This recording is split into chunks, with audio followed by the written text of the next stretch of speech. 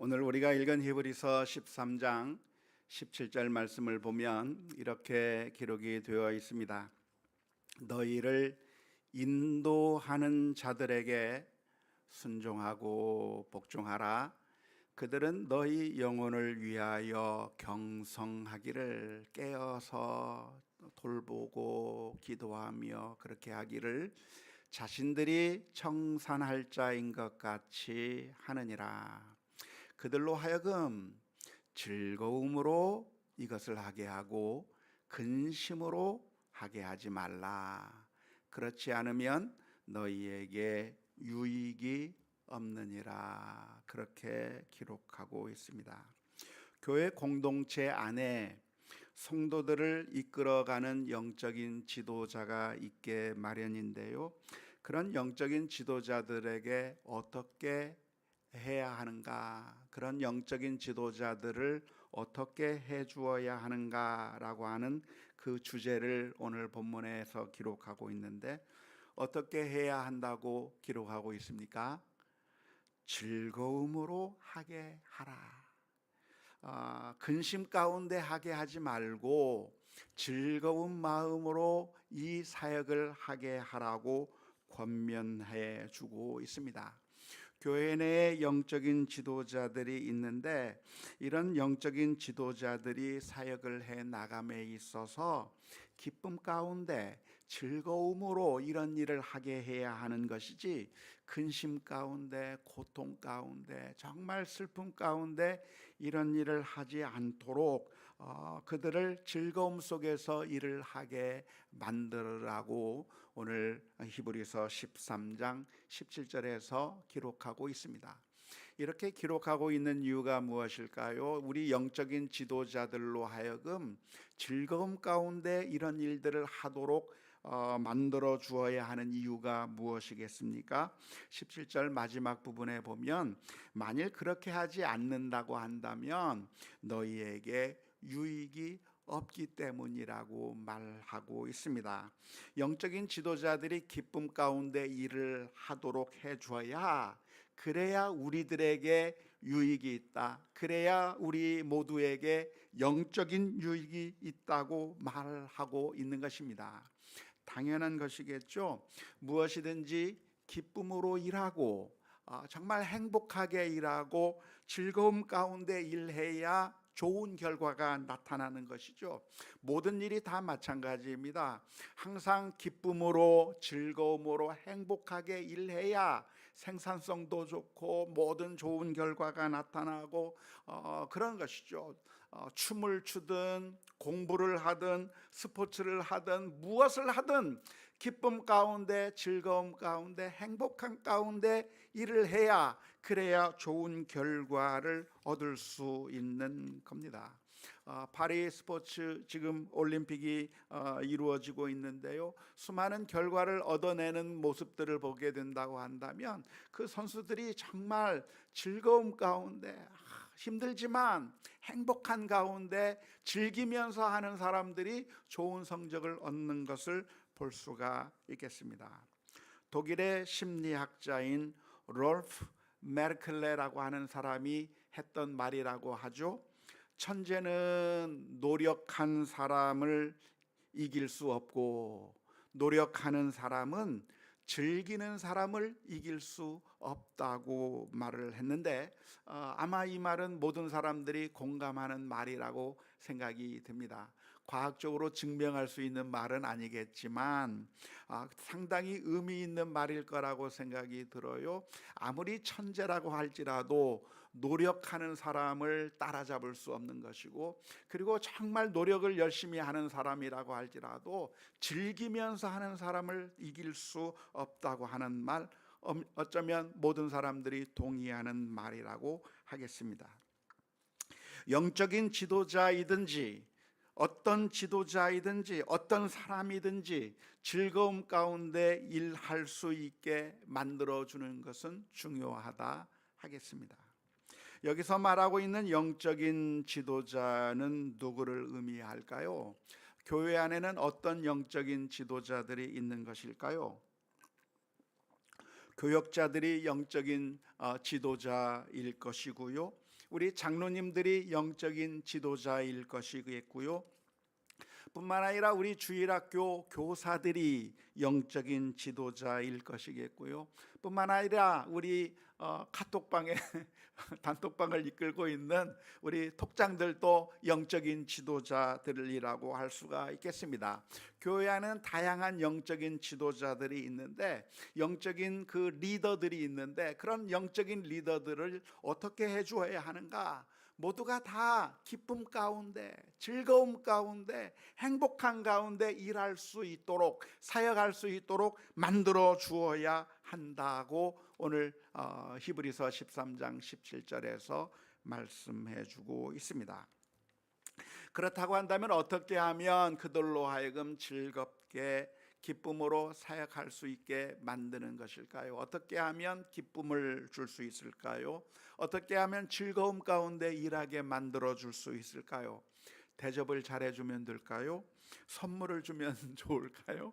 여러 가지 방법이 있을 수 있겠습니다만은, 특별히 오늘 읽은 히브리서 13장 17절에서는 무슨 이야기를 하느냐면 순종하고 복종하는 것에 대해서 이야기하고 있습니다. 너희를 인도하는 자들에게 어떻게 해라? 순종해라. 너희를 이끌고 있는 영적인 지도자들에게 어떻게 해라? 복종하라. 그렇게 이야기하고 있는 것이죠. 순종하고 복종하는 것을 통해서 그들이 기쁨으로 일할 수 있도록, 그들이 즐거움 가운데 일할 수 있도록 영적인 지도자들이 있다고 한다면, 너희들을 인도하는 사람들이 있다고 한다면 그 사람들에게 순종하고 복종해서 그들이 기쁨 가운데 일할 수 있도록 만들어 주라고 하는 것이 오늘 읽은 히브리서 13장 17절의 말씀입니다. 순종할 때 너무나도 기쁘죠. 앞에서 자 가자 이야기하고, 이렇게 해보자 이야기하고, 이렇게 가자라고 이야기하면서 리드하고 있는데, 인도하고 있는데, 그 수많은 사람들이 그 인도자를 따라서 순종하며 복종하며 따라가는 그 모습을 보여줄 때 그 인도자는 기쁨 가운데 인도할 수가 있는 겁니다. 그런데 자 가자 그러는데 아무도 안 따라오고, 자 이걸 합시다 하는데 아무도 동참하지 아니하고 아무도 복종하지 않는다고 한다면 정말 힘들고 고통스러울 수 있을 것 같습니다.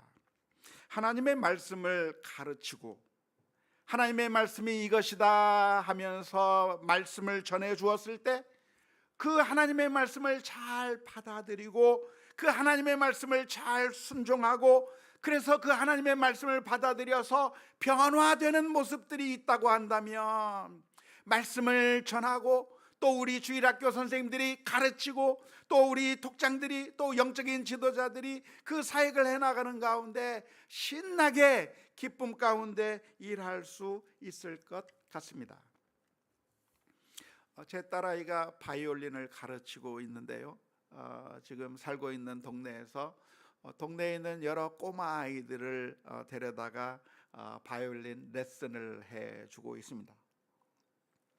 어떤 아이들이 오냐면 5살, 6살 이런 아이들이 와서 그 바이올린을 배우고 있는데, 우리 딸아이가 종종 그 아이들의 영상을 올려놓을 때가 있습니다. 그러면서 얼마나 좋아하는지 몰라요. 이 세상에 이 꼬마 아이가 이 바이올린 손가락 움직이는 요걸 한번 잘 보라고 하면서, 또 이 아이가 이 활을 휘두르다가 마지막에 다 끝나면서 쫙 자기가 가르쳐 준 대로 자기가 이렇게 하라고 가르쳐 줬는데 막 하고 끝날 때 쫙 하면서 바이올린을 마치는 그 모습을 내가 가르쳐 주는 대로 저렇게 하는 모습을 보라고 하면서 얼마나 좋아하는지 모릅니다. 조그만 아이에게 바이올린을 어떻게 연주할 것인가에 대해서 알려주었고 그대로 하라고 했는데, 이 아이가 리사이트를 하면서 그대로 선생님이 가르쳐준 대로 따라하는 그 모습을 보면서 너무나도 행복하고 너무나도 자부심이 있고 너무나도 좋아서, 그래서 그 보람이 있다고 하는 그 상황을 자꾸만 설명해 주는 것을 볼 수가 있는데요, 영적인 지도자도 역시 마찬가지일 거라고 생각이 듭니다. 하나님의 말씀을 가르쳐주고 하나님의 말씀을 우리 아이들에게 들려주고 또 하나님의 말씀을 설교하고 가르쳐 주었는데, 그 말씀을 듣고 그 말씀을 잘 듣고 순종한다고 한다면 영적인 지도자들의 마음 가운데 기쁨이 넘치고 정말 행복하고 정말 기쁨 가운데 사역을 해 나갈 수가 있을 것이라고 믿습니다. 저는 사역을 기쁘게 하고 있을까요? 행복하게 사역을 하고 있을까요? 근심 가운데 사역을 하고 있는 것 같습니까? 어떤 건가요? 예. 저는 기쁘게 사역을 하고 있습니다. 행복하게 사역을 하고 있어서 얼마나 감사한지 모릅니다. 왜냐하면 제가 말씀을 가르쳤는데, 하나님의 말씀을 전해 주었는데, 이 하나님의 말씀을 그대로 잘 받아들이고 그리고 삶이 변화되는 그 모습들을 지금까지 계속해서 보아왔기 때문에 그렇습니다.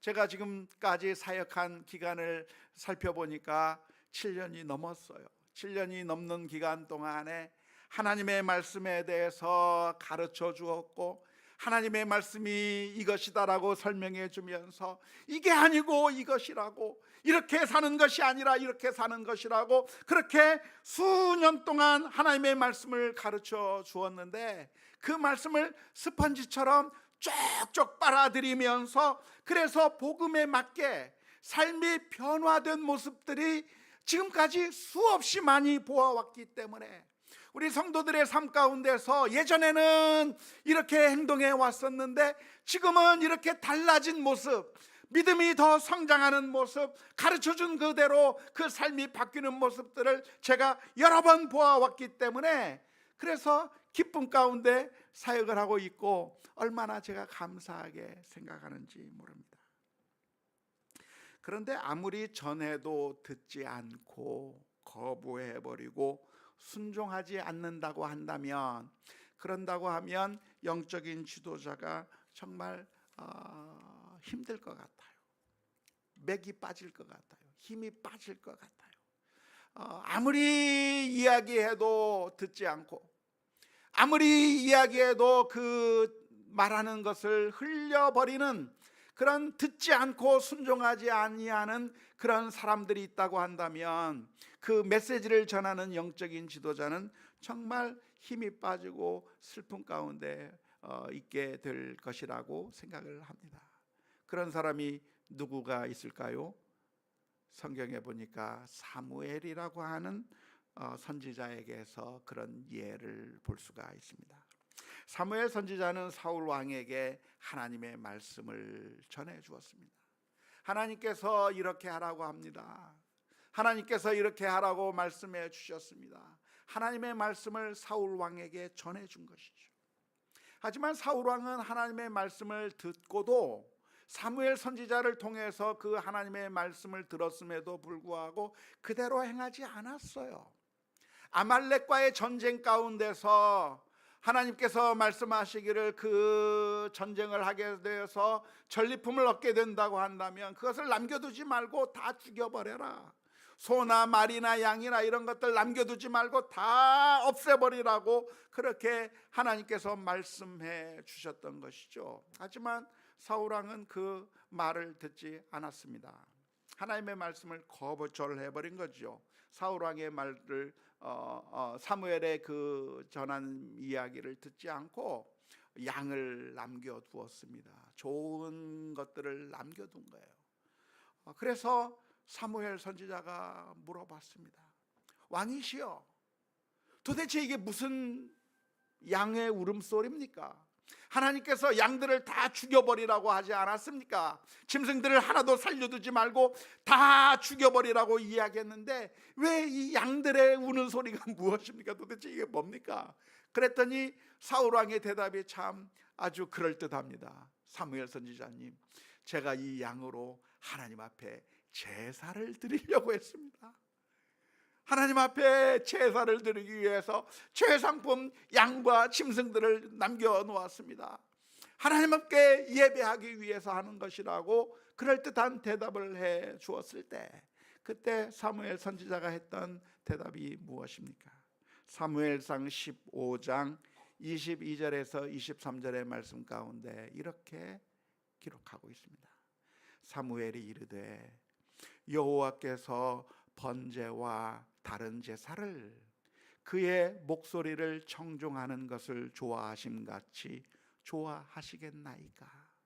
순종이 제사보다 낫고 듣는 것이 순양의 기름보다 나으니, 이는 거역하는 것은 점치는 죄와 같고 완고한 것은 사신 우상에게 절하는 죄와 같음이라.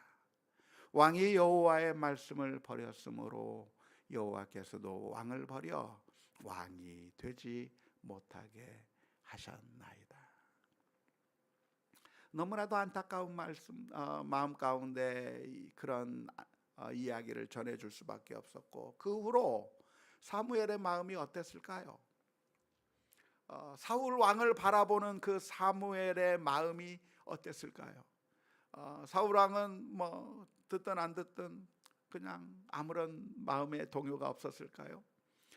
그 사울 왕이 하나님의 말씀을 저버리고 하나님의 말씀을 순종하지 않고 하나님의 말씀을 전해주었지만 그것을 전혀 귀담아 듣지 않고 거역하는 모습을 보여주게 되었을 때 사무엘의 마음이 너무나도 힘들었어요.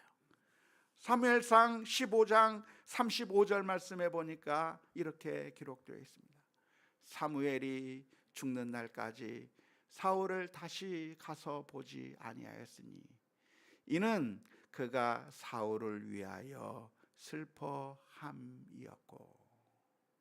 여호와께서는 사울을 이스라엘 왕으로 삼으신 것을 후회하셨더라. 사무엘이 이 사울 왕을 바라보면서 너무나도 마음이 아픈 거예요. 반역하고 하나님의 말씀을 듣지 않고 그 말씀을 전해주어도 거역하고 듣지 않는 그 사울을 바라보면서 너무나도 슬프고 괴로운 상태 가운데 불순종하는 사울을 보면서 너무나도 힘들었던 것을 기록하고 있는 것이죠. 우리도 안타깝게도 불순종할 때가 있습니다.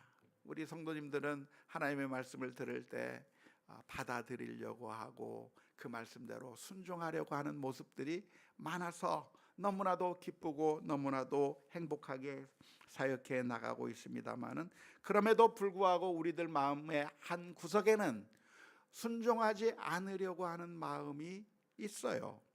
하나님의 말씀을 온전히 순종하는 게 아니라 어떤 것은 받아들이고 어떤 것은 받아들이지 않는 것이죠. 대부분은 다 받아들이는 것 같습니다만은 그 중에 어느 하나만큼은 안 받아들이고 자꾸 거부하는 것이 있는 거예요. 자꾸만 밀어내요. 자꾸만 받아들이지 않는 거예요. 그러면 슬퍼요. 그러면 안타까운 거예요. 우리들이 이기적인 생각을 가지고 있고 탐욕적인 마음 가운데 있을 때, 시기와 질투하는 그런 마음들, 또한 교만한 마음들, 사랑과 배려가 없는 그런 마음들, 그리고 나의 삶을 바꾸지 않으려고 그냥 예전의 모습을 그대로 간직하려고 하는 그런 마음들이 있다고 한다면 그것은 너무나도 슬픈 일이 될 것입니다. 왜 우리는 순종하지 못하는 것일까요? 순종하지 못하는 이유는 우리가 교만하기 때문에 그렇습니다. 하나님의 말씀을 전적으로 믿고 하나님을 믿고 신뢰하면서 하나님의 말씀이라고 한다면 믿고 신뢰하며 따라가야 하는 것인데, 내가 교만해서 내가 이해되지 아니하면 순종하지 않고 내가 이해하지 못하기 때문에 순종하지 못하는 결과가 나타나게 되는 것이죠.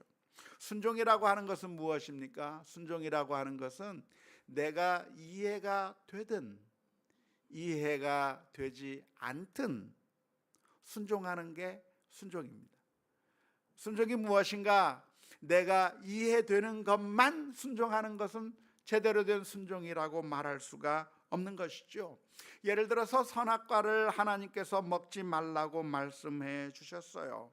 하나님께서 이 선악과를 먹지 말라고 하실 때 그 이유가 무엇입니까? 먹으면 죽는다, 먹으면 네가 망한다, 그러니까 먹지 말라고 말씀해 주신 것이죠. 그러니까 우리는 하나님을 신뢰하기 때문에, 하나님을 믿기 때문에 그 선악과를 먹지 말라고 한 그 하나님의 명령을 그대로 따라서 순종해야 하는 겁니다. 하지만 우리들의 마음 가운데 이해가 안 되는 게 있는 거죠. 아니, 먹으면 맛있을 것 같은데, 먹으면 지혜롭게 할 만할 것 같은데, 먹으면 눈이 밝아질 것 같은데 왜 먹지 말라고 했을까? 먹으면 좋을 것 같은데 왜 먹지 말라고 했을까? 내 마음 가운데 하나님의 그 명령이 이해되지 않을 때 그 선악과를 먹어버리고 만 것이죠. 순종이라고 하는 것은 무엇인가? 순종이라고 하는 것은 내가 이해할 수 있기 때문에 순종하는 것이 아니라 그 말씀을 하시는 분이 하나님이시기 때문에, 그리고 우리가 하나님을 믿기 때문에 순종하는 것이, 내가 이해되지 않는다고 해도 순종하는 것이, 그게 순종이라고 할 수가 있는 것이죠. 왜 불순종하는가? 그 말을 믿지 못하기 때문에 그런 겁니다. 왜 나로 하여금 먹지 말라고 했는가? 그것을 이해할 수 없기 때문에 순종하지 못하는 것이죠. 말씀하시는 분이 우리를 사랑하시는 하나님이시고, 그 하나님이 나를 나보다 더 잘 아시는 하나님이시고, 그 하나님이 어떤 하나님이신가? 나에게 가장 좋은 것을 주시기 원하시는 아버지 되신 하나님이라고 하는 그 사실을 믿지 못하기 때문에 우리가 내가 내 마음대로 생각하면서 순종하지 않는 것입니다. 마치 누구와 같은가? 꼬마아이와 같은 거죠. 꼬마아이는 부모님이 하는 말을 이해할 수 없어요. 어느 날 재밌게 놀다가 이제 잠자리에 들려고 하는데 엄마가 이야기하는 거예요. 얘야, 자기 전에 이빨 닦고 자야지. 꼬마아이는 도무지 이해할 수 없어요. 왜 이빨을 닦고 자야 돼요? 왜 이빨을 닦고 자야 돼요? 어제 닦았는데 왜 오늘 또 닦아야 되는지 도무지 이해가 되지 않는 거예요. 그렇지만 그 말씀을 하시는 분이 어머니이기 때문에, 어머니를 믿고 신뢰하기 때문에 내가 이해되지 않는다고 할지라도 그 말에 순종하고 닦아야 되는 것이죠. 재미있게 장난감을 가지고 놀고 있고 핸드폰을 가지고 놀고 있는데 이야기하는 겁니다. 이제는 핸드폰 그만하고 밥 먹어야지 하는데 이해가 안 돼요. 나는 더 핸드폰 하고 싶은데 왜 그만하고 밥을 먹어야 되느냐고. 나는 밥보다 핸드폰이 더 좋은데 왜 핸드폰 그만하게 하냐고. 하지만 그 말씀을 하는 분이 누구인가? 나를 나보다 더 잘 알고 나를 가장 사랑하기 때문에 나에게 가장 좋은 것을 주길 원하는 우리 부모님이 나에게 해주는 말이라고 하는 사실을 믿고 신뢰하면서 그 말에 순종하는 것이, 그게 사랑이고 믿음이고 부모를 신뢰하는 것이라고 말할 수 있는 것이죠. 그래서 우리의 믿음이라고 하는 것은 무엇인가? 우리의 마음 가운데 이해되지 않아도 하나님께서 말씀하셨으니까 순종하는 겁니다. 원수를 사랑하라고 하는 것을 내 마음으로 받아들일 수가 없어요. 내 마음으로 용납할 수가 없어요. 그래도 그 말씀을 누가 하셨는가? 주님께서 하셨기 때문에, 하나님께서 하셨기 때문에 그 말씀을 순종하고 복종해야 되는 것이죠.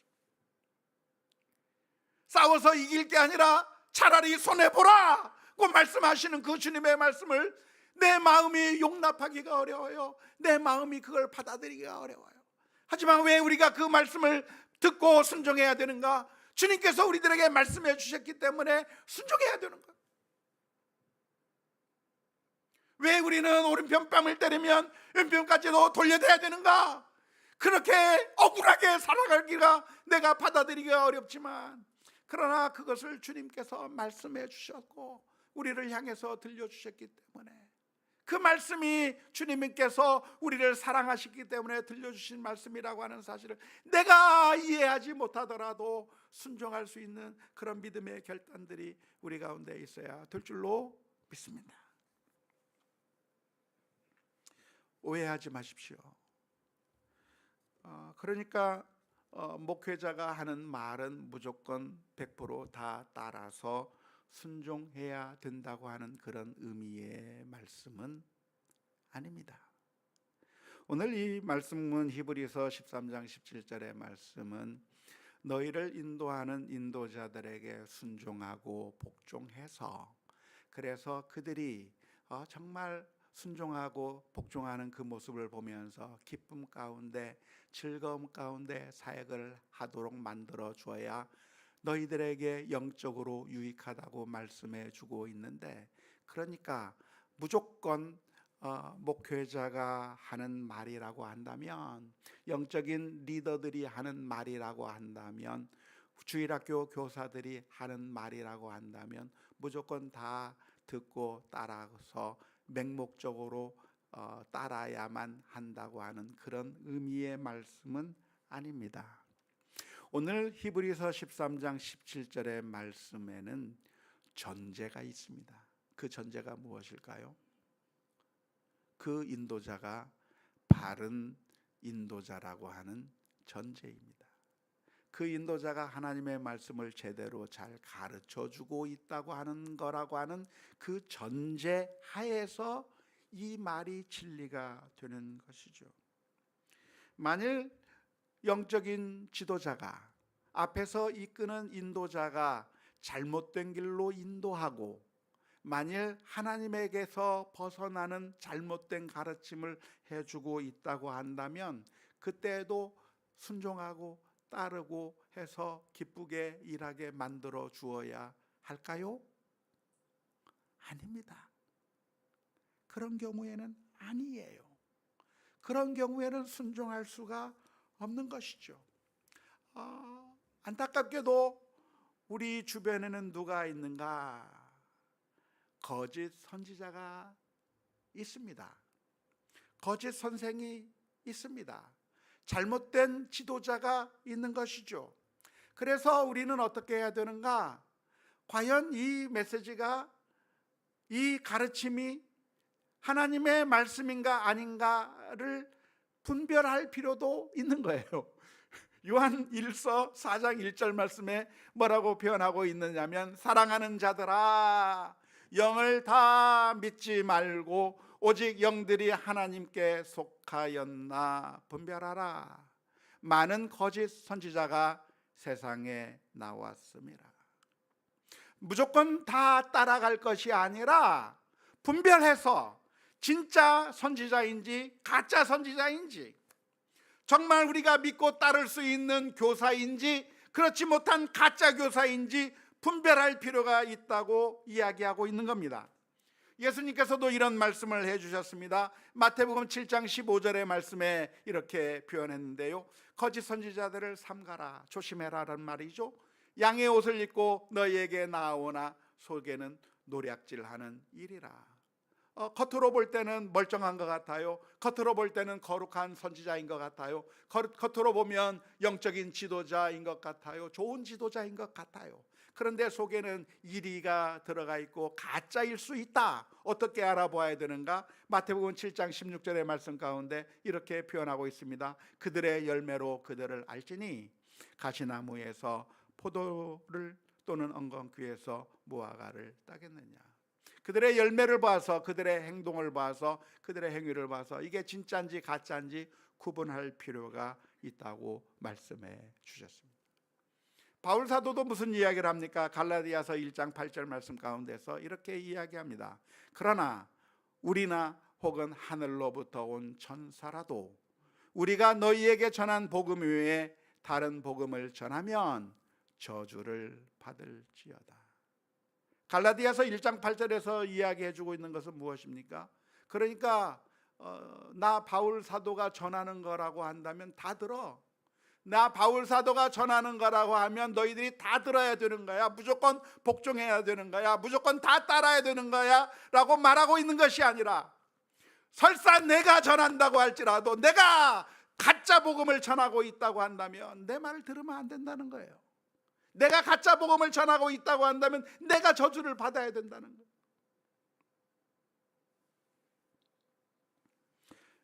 여기에 우리의 딜레마가 있는 것이죠.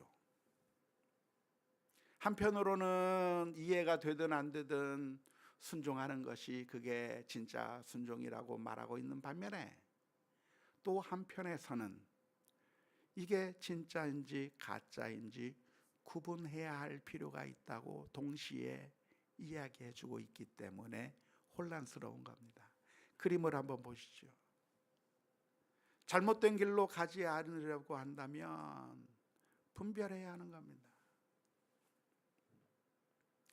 우리를 인도하는 인도자가 진짜인지 가짜인지, 하나님의 말씀을 제대로 가르쳐 주고 있는지, 아니면 우리를 잘못된 길로 인도하고 있는지, 아니면 사역을 채우기 위해서 저런 말을 하고 있는지 우리가 분별하면서, 그래서 분별해서 옳은 말씀인지 하나님의 말씀에 부합하는 것인지 분별할 필요가 있다고 말씀해 주고 있는 것이고, 또 한편에서는 이야기를 해주는 겁니다. 참된 순종이라고 하는 건 무엇인가?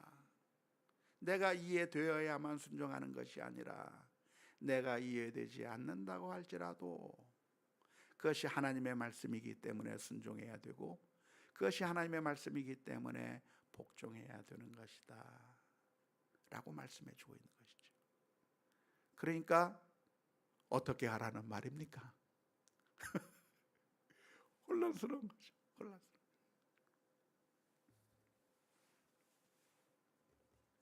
그래서 우리에게는 고민이 필요한 겁니다. 과연 우리가 순종해야 할 것인가? 순종하지 말아야 될 것인가? 고민이 필요한 것이죠. 맹목적으로 신앙생활을 한다고 하면 편할 수는 있겠지만, 그러나 그 맹목적인 맹목적으로 따라갈 때 우리를 인도하는 인도자가 잘못되었다고 한다면 결국 우리는 망하는 길로 갈 수밖에 없는 것입니다. 예수님께서 말씀해 주셨습니다. 마태복음 15장 14절 말씀에, 그냥 두라 그들은 맹인이 되어 맹인을 인도하는 자로다. 만일 맹인이 맹인을 인도하면 둘이 다 구덩이에 빠지리라 말씀해 주셨습니다. 그래서 우리는 과연 우리를 인도하는 자가 맹인인지, 하나님의 말씀을 제대로 알려주고 가르쳐주는 참된 지도자인지 구분해 보아야 할 필요가 있는데요. 그래서 정말 혼란스러운 것이죠. 어떤 경우에는 내가 이해되지 않아도 하나님의 말씀이기 때문에 순종하고 복종하면서, 그래서 믿음의 길을 걸어가야 할 숙제가 우리에게 있는데요. 그래서 우리는 영적인 분별력을 가질 필요가 있습니다. 우리가 하나님 앞에 기도하면서 영적인 분별력을 갖기 위해서 노력해야 하는 것이죠. 안타깝게도 많은 사람들이 거꾸로 합니다. 분별해야 될 때는 분별하지 않고 맹목적으로 쫓아가면서 하나님의 말씀을 제대로 가르치는데도 불구하고 그 하나님의 말씀을 거역하고 받아들이지 않고 거부해버리는 그런 정반대의 길로 가는 경우가 너무나도 많아요. 안타깝게도 수많은 사람들이 거짓 교사의 말에 맹목적인 순종을 하면서 인생을 망치고 있습니다. 수많은 이단의 종파의 그 잘못된 지도자들의 말에 무조건 복종을 하면서 패망의 길로, 멸망의 길로 가는 사람들이 너무나도 많이 있고, 동시에 하나님의 말씀을 제대로 들려주어도 순종하지 아니하면서 받아들이지 않고 거부하면서, 그래서 역시 또 멸망의 길로 가는 경우가 우리 가운데 많이 있는 것이죠. 그래서 오늘 우리는 기도해야 합니다. 주여 지혜를 주시옵소서. 하나님의 말씀을 잘 듣고 순종하며 하나님의 말씀을 아멘으로 화답하며 그래서 순종해 나갈 수 있는 믿음을 더하여 주옵소서. 기도하며 나가는 가운데 하나님의 말씀에 전적으로 순종하는 우리 모두가 다 될 수 있기를 주님의 이름으로 축원합니다.